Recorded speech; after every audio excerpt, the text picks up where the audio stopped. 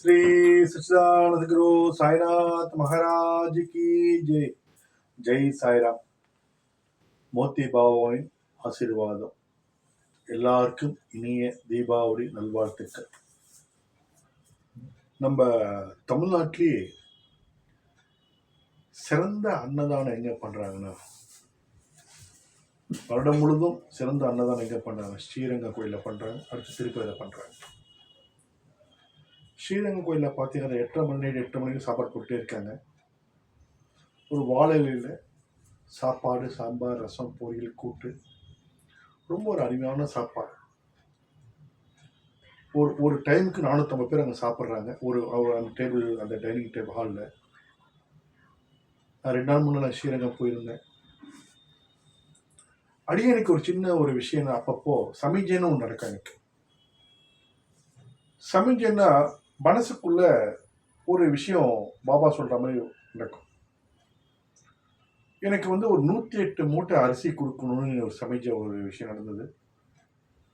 அதுக்கோசம் ஸ்ரீரங்கம் போயிட்டு பெருமாளை சேவிச்சுட்டு அங்கே 108 மூட்டை அரிசி கொடுத்துட்டு 27 மூட்டை பச்சரிசி கொடுத்துட்டு வந்தோம். இந்த விஷயத்துல ஏன் சொல்றேன்னா, எங்கெல்லாம் அரிசி வாங்கறதுக்கோ பணம் கொடுக்கறதுக்கோ கையில பணம் கிடையாது. ஆனா இங்கிருந்து திருச்சியிலிருந்து ஒருத்தர் இந்த அரிசி மூட்டை அனுப்புறாரு, பெருமாளை போய் சேர்ந்தது. அந்த எண்ணம் தான் உங்களுக்கு செயலாக்கணும். நீங்க மனசார அவனை கொடுக்கணும்னு நினைச்சிட்டாவே பகவான் அங்க நின்று நம்மளுடைய எண்ணத்தை செயலாக்குறார். அதனால தீபாவளிக்கு ஒண்ணு மட்டும் ஞாபகம் வச்சுங்க. எவ்வளோ பட்டாசு வெடிக்கிறோம், காசை கரியாக்குறோம்.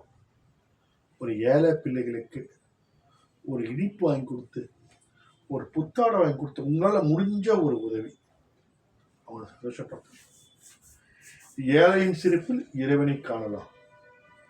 நீங்க அந்த குழந்தைய சந்தோஷப்படுத்தீங்கன்னா ஆண்டவன் சந்தோஷப்படுறார். அதனால முடிஞ்ச வரைக்கும் தர்மம் பண்ணுங்க. உங்க வாழ்க்கை எல்லாம் நல்லா கிடைக்க எல்லாம் பகவானை வேண்டிக்கிறேன். ஜெய் சாய்ராம். பாபா பரிபூர்ண ஆசீர்வாதம்.